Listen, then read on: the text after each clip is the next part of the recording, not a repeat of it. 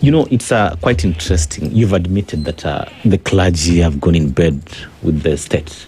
Remember, we cannot... of course, the state and the government must coexist.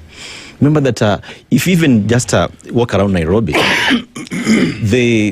these critical installations, look at around State House, at the National Assembly there, you will see that these are lands that were initially owned by the church. We are not poor institutions. No, they are not. Remember that the place where Parliament sits today was actually the Anglican Church, St. Stephen's. That's now at Jogoo Road. Mm-hmm. What is this that we should do as a society to ensure that the church comes back to its initial position as a voice of reason? Because they must coexist, but they should not be in bed. How do we disengage and ensure that there's a thin line of separation of not going to bed between the church and the state? Because you people can check the excesses. You're a voice of reason. Previously, the church was active. Mm-hmm. The church was trusted.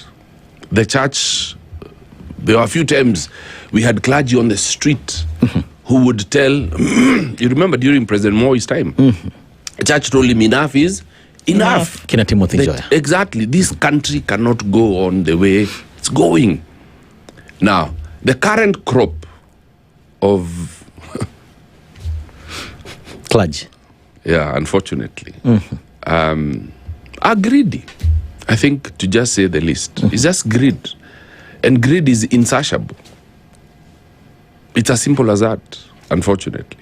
So it's not even poverty, it's greed. It's just greed. Because they're on salary. Some of these churches are not broke. Far from it. But why wouldn't they stand up and speak against the evil in society today? Let me maybe pause this way. We've never seen our Muslim brothers, the political class, penetrating mosques as they do to these other because there's Christian. A bit more accountability on that side. And let me explain it this way. We get into a situation where the elders of the church are of the same spirit as the pastor. So the elders are supposed to hold, the deacons or the elders are supposed to hold the pastor accountable. But because people who live in glass houses don't throw stones, as long as pastor, you don't ask me where I got this car from. Because the deacon is also not living right. He's cheating on his wife. He's not raising his children well. He has unaccounted for wealth. And by and large, some of those positions are given to people not on merit, but on bank balance.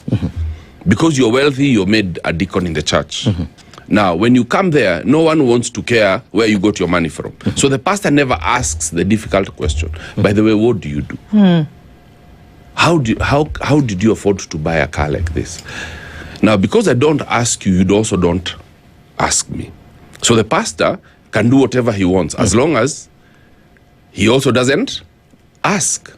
So the pastor, for example, some of the atrocities we see in churches, this pastor has done this, they has done that, crossed the line several places. You ask yourself, sincerely speaking, where are the elders of that church?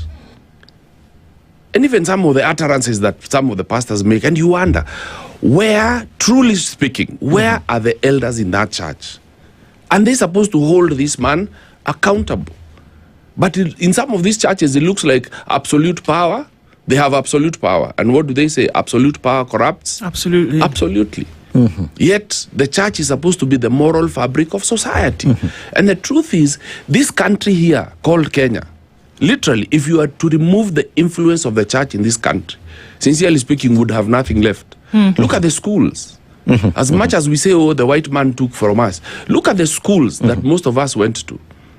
Even the most prestigious schools in this country. Look at Alliance. Who built that school there? It's the government that took from the church. Where Parliament is built, that was church property. As in, literally, most of us were born in hospitals that were built by the church. And the doctors were missionaries.